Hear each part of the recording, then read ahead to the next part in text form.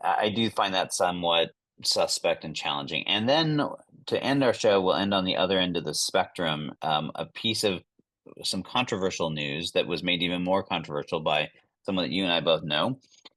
So the news is that Freshworks announced a layoff of about 12 or 13% of their staff. So a pretty sizable layoff. That part isn't all that unusual. There's lots of layoffs going on. But what is unusual is that amid a growth rate of 20%, $1 billion in cash reserve, um, and announcing a $400 million stock buyback, right? Meaning that all the signals from an investment perspective are pretty solid, right? Maybe not spectacular, but not, they're not losing money. They're not having any major threat.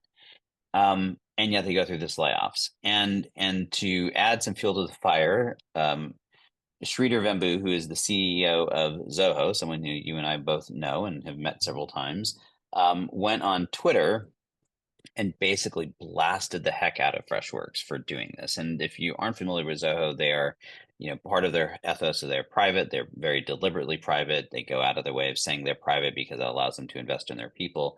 And knowing Sridhar, I think that this sort of hit him almost personally, right? Freshworks, while technically, I guess, a U.S. based company, heavy function in India, largely viewed as an Indian company, and I feel like he actually had a personal reaction to this. And then, of course, the drama back and forth. People on LinkedIn were sort of hitting back to Sridhar, going, you should be bashing your competitor because they do compete.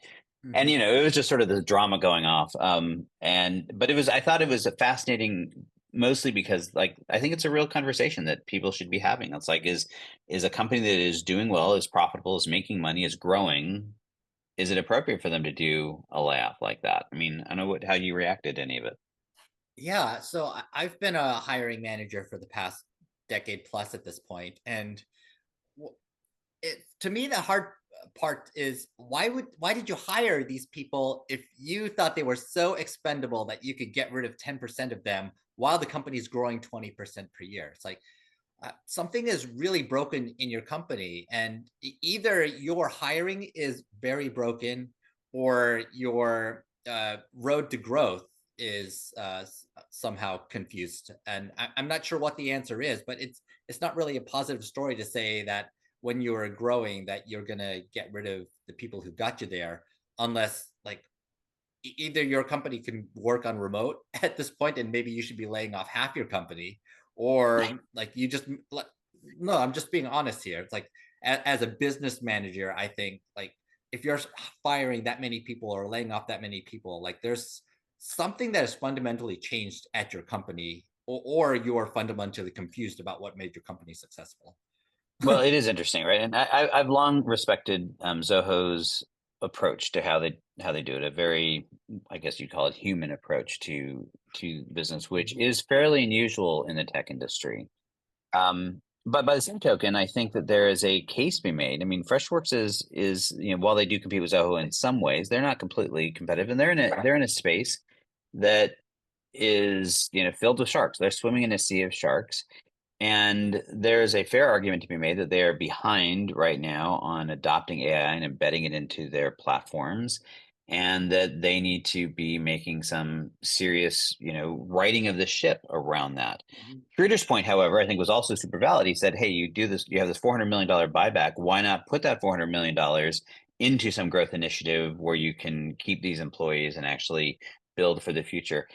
I think it's very hard to judge on it, but it definitely, if nothing else, highlights the choices that CEOs have in terms of the ethos they bring to how they operate, and the difference, very bluntly, I think, between a public company and a privately held one, because clearly Freshworks being public is under pressure to have growth greater than 20%, and that sort of leads to this as well. So we'll see what kind of impact this has in the market and how people react and respond to it.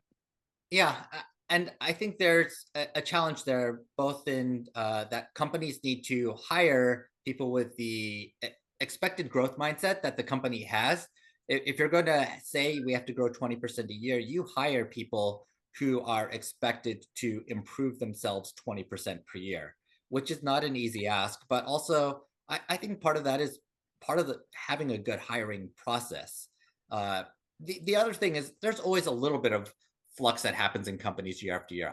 I think 10% is a lot, but there's always going to be a little something, a couple percent per year where unfortunately some skill sets aren't going to be used, and then you're going to need to hire that. There's always going to be a little bit of that happening, but there's obviously a trend right now in big tech where uh, companies are trying to see how much they can get away with, I think, from a layoff perspective. And hopefully that does not continue. I think it is a little overblown at this point that companies with a lot of money are trying to cut to the bone and just see what happens.